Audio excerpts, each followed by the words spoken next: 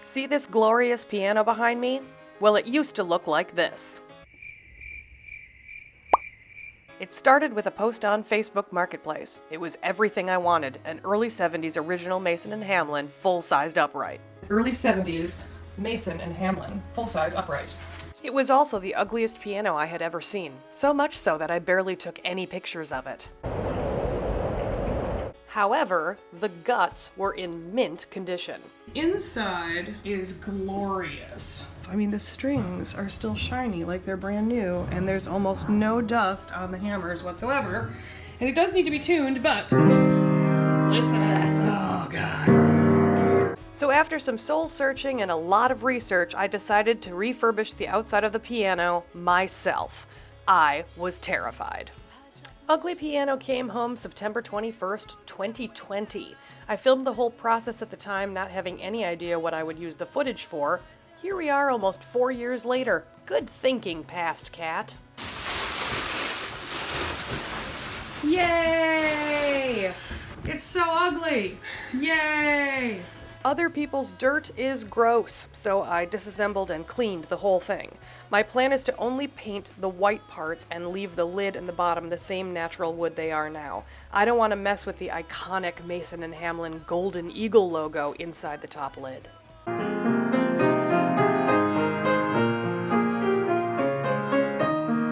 It took me another month of research to build up enough guts to get started, but I finally dove in on October 23rd, 2020. No one seems to be able to tell me what kind of paint this is besides some kind of lacquer. I know it was custom painted at the factory to match the inside of a Baptist church. Since I don't know what it is, the safest option to remove it seems to be sanding, so I'll try that and see what happens. Sanding creates oh so much dust, so I'm wrapping the guts of the piano in plastic to protect them as much as I can. I do have a background with woodworking, particularly with paint, but almost right away I can tell something is weird. It's taking way too long to make a dent. I'm going through sanding pads faster than I should. The off-white layer has a layer of white, followed by a layer of yellow, followed by another layer of white before I get to the actual wood. What even is this stuff? Okay, that sucked. I don't know what the crap is on there. It does not want to come off. That took an hour. I'm literally covered in dust. Everything's covered in dust, and that was just one side. This is what we go through for a dream piano. It was everything I ever wanted, except for the ugliest thing I've ever seen. Some color crayon. I knew that this was gonna be messy, but my sander has a bag on the end of it, so I thought it wasn't gonna be like heinously messy, and I was really wrong. My entire office is literally caked in dust, and the dust went as far as the living room. It's really bad. I'm calling in reinforcements because I just need to get this sucker done today. I have to teach on Monday, so Carrie is gonna be coming over with her sander so we can double team this thing. Everything's covered in dust. I might have to wash literally every piece of clothing in my closet. Literally. This is so much worse than I thought it was gonna be. With both of us working, we were able to make a bigger dent, but it was still very slow going. We were using 80 grit sandpaper and going through them about every 20 minutes or so. So it's about 5 o'clock. We're making progress, but there's a difficulty getting into the tiny crevices and spots. So, Carrie, what'd we do? Bought a Dremel. We bought a Dremel. Because no home improvement project is complete unless you have to stop in the middle and go to Menards. Dremel in hand, we kept going until it was as good as it was gonna get. It is 8:45. Carrie got here at 1 o'clock. The two of us together took another 6 hours. Nothing reaches the super tight edges, so I have to go in with a chisel to get those out. Literally every surface, including the ceiling, is completely caked in dust. But success. I cleaned every other day for a week as I let the dust in the air settle back on the walls and the floor. In the meantime, I worked on getting the paint off of all the removable parts of the piano in the garage. The sander wouldn't work for all the pieces, such as the lyre, the long ridge strip that holds up your music books, so I used a heat gun and a metal putty knife to scrape the paint off. It was very difficult as this devil paint lights on fire before it bubbles and loosens enough to be scraped. I don't know what this paint is, but I hate it and I'm probably poisoned now. Here's the piano now. She's naked. She's super naked. After all that, I needed a break, so decided to work on something easy, the top of the piano bench. Unlike a traditional hinged piano bench, this one has a lid that lifts out completely with a pull ribbon on the side. Just like the rest of the piano, this pad is disgusting! It's white pleather.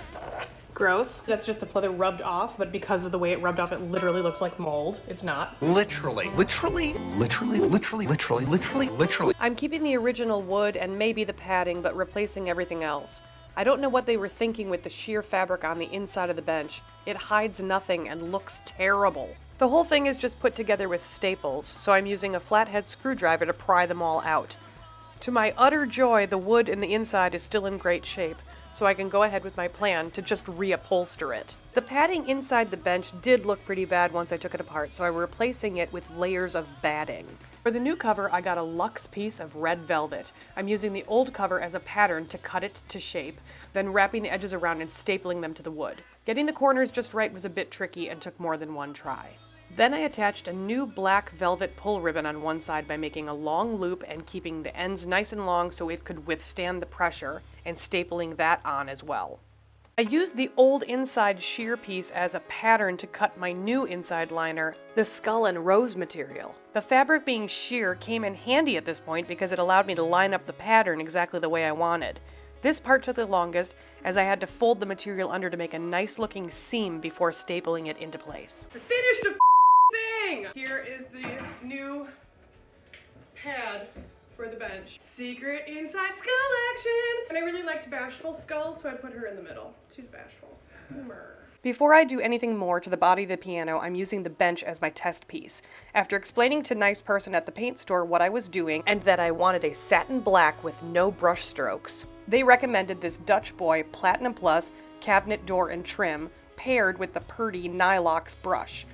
The downside is that it takes 7 days to cure, and was, at the time, $55 a gallon. The upside, I only need 1 gallon, and the paint could be cleaned with soap and water, a good selling point, since I have cats in the house. I tried the black paint directly on one bench leg, and it sucked up the paint like a sponge, meaning I would need 2 to 3 coats. I opted instead to use a primer underneath, so left that leg as is, and primed the rest of the pieces of the bench. After allowing that to dry, I went over it all with the black paint. Holy crow, it's actually happening. I'm actually making my dream piano come to life. And that's where we'll leave it for part 1 of refinishing the piano. Subscribe.